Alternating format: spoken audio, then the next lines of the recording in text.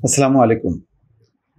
একটা গুরুত্বপূর্ণ রাজনৈতিক প্রশ্ন, সেটির মীমাংসা পুরোপুরি হয়নি।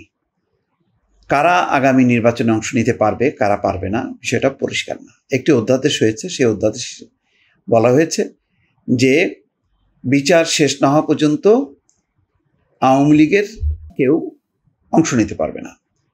আওয়ামী লীগের কেউ বলতে কি, যাদের বিচারাধীন তারা, নাকি তার বাইরে যারা আছে তারাও পারবে না, এটা একটা অস্পষ্টতা আছে। অ্যাটর্নি জেনারেল তিনি বলছেন ট্রাইব্যুনালে সাজাপ্রাপ্তরা নির্বাচনে অংশ নিতে পারবেন না। এটা এমনিতেও আগেও পারেনি যারা সাজাপ্রাপ্ত। বেগম খালেদা জিয়ার প্রার্থিতাও বাতিল করা হয়েছে দণ্ডের কারণে। তো এটা নতুন না, কিন্তু সাজার বাইরে আছে আওয়ামী লীগের অসংখ্য নেতাকর্মী, কিন্তু মামলা আছে, তারা কি পারবেন?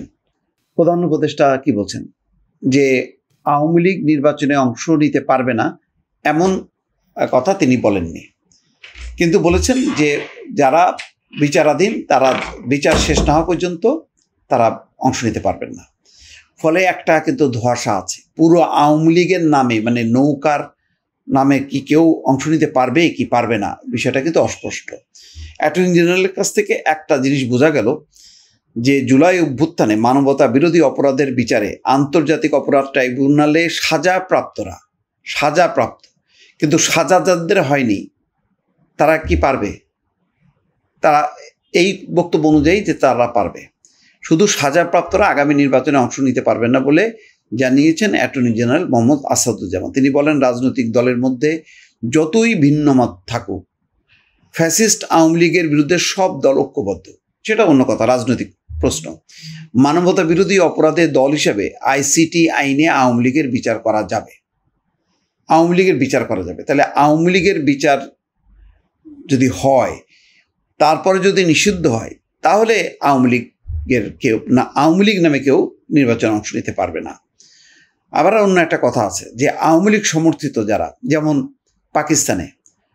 পাকিস্তানে কিন্তু যে পিটিআই, মানে তেহরিক ইনসাফ পার্টি ইমরান খানের, তারা কিন্তু দলগতভাবে অংশ নিতে পারেনি, কিন্তু স্বতন্ত্র হিসাবে তারা অংশ নিয়েছে এবং অনেকেই বিজয়ী হয়েছে, অনেককে বিজয়ী হতে দেয়নি পাকিস্তানের তখনকার কর্তৃপক্ষ বা সামরিক কর্তৃপক্ষ।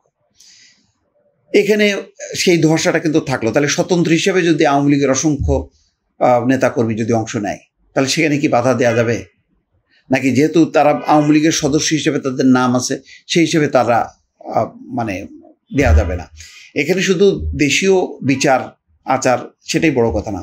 নির্বাচনটা বাংলাদেশের নির্বাচন বা জাতীয় নির্বাচনকে বিদেশিরা একটা আন্তর্জাতিক নির্বাচন হিসেবে গণ্য করে।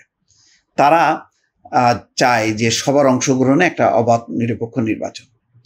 তো সেই প্রশ্নেরও আবার মীমাংসা করতে হবে তাদের সঙ্গে।